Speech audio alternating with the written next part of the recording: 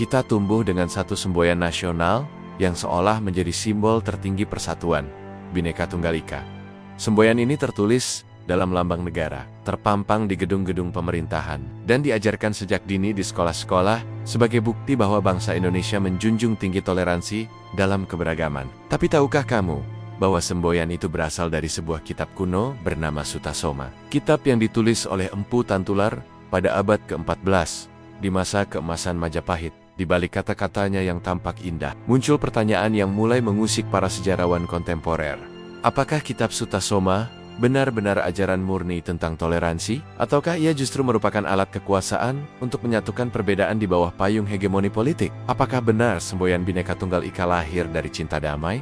Atau justru dari ambisi menyatukan dalam kendali tunggal? Ketika Empu Tantular menulis kitab Sutasoma, dunia Majapahit sedang berada dalam masa genting. Di balik keagungan istana, terdapat tarik-menarik antara berbagai kelompok kepercayaan, politik, dan etnis. Agama Hindu Siwa menjadi kekuatan dominan, sementara Buddha masih memiliki pengaruh besar. Namun di balik itu semua, Majapahit bukanlah kerajaan tunggal beridentitas homogen. Ia adalah imperium luas dengan puluhan suku, bahasa, dan aliran keyakinan yang tersebar dari Sumatera hingga Maluku. Maka tidak mengherankan jika dalam situasi politik yang rapuh, dibutuhkan sebuah narasi besar yang mampu menyatukan seluruh elemen di bawah panji persatuan. Disinilah kitab Sutasoma muncul, bukan hanya sebagai karya sastra, tapi sebagai alat kekuasaan. Ia menyuguhkan kisah yang tampak damai, penuh ajaran kebijaksanaan, tapi sesungguhnya menyimpan agenda besar, legitimasi terhadap kekuasaan, terpusat atas nama toleransi. Mari kita cermati kutipan legendaris dari Sutasoma,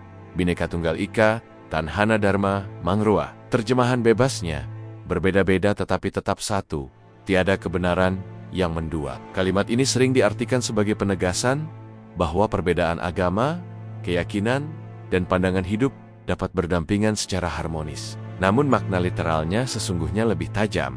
Ia menyatakan bahwa meskipun Siwa dan Buddha tampak berbeda, sesungguhnya keduanya satu dalam hakikat Dharma. Dengan kata lain, kitab ini tidak sekadar mengajarkan hidup berdampingan, melainkan juga menyamakan kebenaran semua ajaran dalam satu tafsir absolut. Ini bukan sekadar toleransi, tapi semacam sinkretisme yang bisa menghapus perbedaan dalam satu otoritas ideologis. Dan di bawah bayang-bayang Majapahit, otoritas itu berarti negara. Mengapa penting membedakan antara toleransi dan propaganda kekuasaan? Karena toleransi sejati lahir dari pengakuan terhadap perbedaan sebagai sesuatu yang sah, setara, dan tak perlu diseragamkan. Tapi jika perbedaan itu hanya ditoleransi selama tunduk pada satu tafsir kebenaran, bersama seperti yang disodorkan oleh Sutasoma, maka itu bukan toleransi, melainkan dominasi terselubung. Dalam kerangka itu, Bhinneka Tunggal Ika tidak lagi netral, melainkan menjadi alat untuk menekan keragaman menjadi satu narasi tunggal. Dan sejarah mencatat, setelah semboyan ini menjadi populer, banyak ajaran lokal, keyakinan minoritas, hingga sistem kepercayaan kuno secara perlahan menghilang. Apakah ini kebetulan? Ataukah memang demikian cara kekuasaan bekerja? Memeluk perbedaan hanya untuk kemudian menundukkannya. Empu Tantular memang bukan politisi, tapi ia hidup di tengah istana, berada dalam lingkungan para raja, dan menulis untuk lingkungan kerajaan. Sastra pada masa itu bukan sekadar bentuk ekspresi, tetapi media pengaruh. Ketika kitab Sutasoma ditulis, Majapahit sedang dalam proses konsolidasi internal dan ekspansi ke wilayah-wilayah luar Jawa, maka narasi berbeda, tapi satu sangat relevan untuk meredam perpecahan dan mempersatukan daerah-daerah taklukan. Ia memberikan legitimasi ideologis kepada ekspansi Majapahit, seolah menyatukan perbedaan adalah kewajiban moral. Tapi bukankah ini justru cara halus menundukkan budaya-budaya lokal dalam kerangka kekuasaan pusat? Bukankah ini mirip seperti cara negara-negara modern menyamakan identitas nasional dengan bahasa resmi, budaya resmi, bahkan agama resmi? Dan pertanyaannya kini lebih tajam.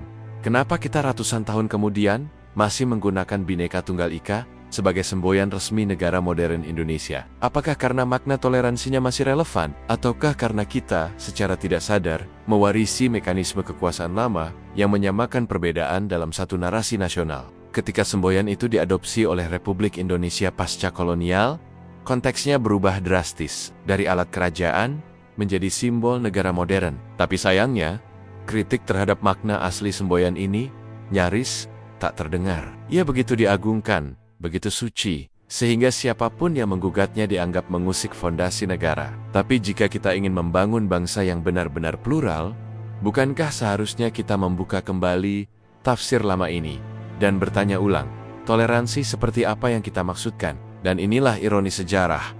Ketika narasi besar dijadikan dogma, ia berhenti menjadi wacana yang hidup. Kitab Sutasoma dijadikan bukti bahwa nenek moyang kita telah menjunjung pluralitas sejak dahulu kala. Tapi justru karena dijadikan dogma, kita enggan menelaahnya lebih jauh. Kita menolak kemungkinan bahwa semboyan itu mungkin lahir dari strategi kekuasaan, bukan dari cinta kasih universal. Kita menolak fakta bahwa Majapahit bukanlah utopia multikultural, melainkan kerajaan besar yang seperti imperium lain, juga menaklukkan, menundukkan, dan memusatkan kuasa. Dan kita lupa bahwa toleransi yang paling jujur justru muncul dari ruang-ruang kecil, dari kehidupan masyarakat adat, dari desa-desa yang mempertahankan keyakinannya tanpa perlu menaklukkan yang lain. Jika kita serius ingin membangun masa depan yang inklusif, maka kita harus berani melihat masa lalu dengan mata yang terbuka. Kitab Sutasoma tetaplah karya besar, sebuah pencapaian sastra dan spiritualitas yang tinggi, tapi mengagungkannya tanpa kritik justru membutakan kita dari sejarah yang lebih kompleks. Kita harus bertanya ulang, apakah makna toleransi dalam kitab itu masih relevan dengan tantangan keberagaman hari ini? Atau justru kita perlu merumuskan ulang semboyan baru yang lahir dari pengalaman bangsa ini sendiri, bukan sekadar warisan simbolik dari kekuasaan lama? Ketika semboyan Bhinneka Tunggal Ika diadopsi menjadi bagian dari lambang negara Republik Indonesia, ia tidak lagi hanya menjadi kutipan dari kitab kuno, tapi disulap menjadi mantra ideologis yang membentuk arah kebijakan negara. Dalam banyak pidato, dari presiden hingga kepala desa, kalimat ini dikutip sebagai penegas komitmen terhadap keberagaman. Tapi, keberagaman seperti apa? Apakah benar kita hidup dalam masyarakat yang menerima perbedaan? Atau justru kita menyembunyikan kecemasan akan keragaman dengan semboyan yang mengikat semua ke dalam satu kesatuan semu? Dalam praktiknya, semboyan ini seringkali digunakan bukan untuk melindungi minoritas, tapi untuk menekan suara-suara yang tidak sesuai dengan arus utama. Dalam konteks ini, toleransi yang diklaim sebagai warisan Sutasoma bisa jadi hanyalah tirai tipis yang menutupi keinginan negara untuk mengendalikan arah pemikiran warganya. Lihatlah bagaimana negara mengelola perbedaan keyakinan. Alih-alih merangkul semuanya dalam keadilan yang setara, negara justru menciptakan klasifikasi resmi terhadap agama yang diakui. Yang di luar itu dianggap menyimpang. Sekalipun kelompok-kelompok tersebut hidup damai dan memiliki tradisi luhur yang telah diwariskan secara turun-temurun, mereka tetap dianggap tidak resmi. Maka, semboyan toleransi itu seolah menjadi seleksi. Siapa yang layak diakui, siapa yang harus disesuaikan, dan siapa yang akan disisihkan. Disinilah tampak jejak cara berpikir lama yang diwarisi dari zaman kerajaan, bahwa keberagaman bisa diterima asal tidak mengguncang tatanan pusat, bahwa perbedaan hanya sah jika tidak mengancam dominasi. Kitab Sutasoma, dalam konteks modern, seolah diangkat menjadi bukti bahwa bangsa ini telah toleran sejak zaman kuno. Tapi justru karena itulah kita menjadi malas merefleksikan ulang makna toleransi yang sesungguhnya. Toleransi bukan hanya soal mengizinkan keberadaan yang berbeda, tapi soal menjamin hak yang setara, mendengar suara yang disingkirkan, dan menerima bahwa kebenaran bukan satu warna. Kita tidak bisa terus-menerus menyembunyikan represi atas nama persatuan. Jika kita menyebut bangsa ini majemuk, maka kita juga harus berani mengakui bahwa majemuk berarti kompleks, rapuh, dan kadang penuh konflik. Justru disitulah toleransi diuji, bukan di gedung rapat tapi di jalan, di rumah ibadah, di meja makan keluarga antar budaya. Dan pertanyaannya, apakah semboyan dari abad ke-14 itu masih bisa memeluk realitas abad ke-21? Lebih jauh lagi, kita juga harus kritis terhadap siapa yang hari ini paling diuntungkan oleh tafsir dominan terhadap Bhinneka Tunggal Ika.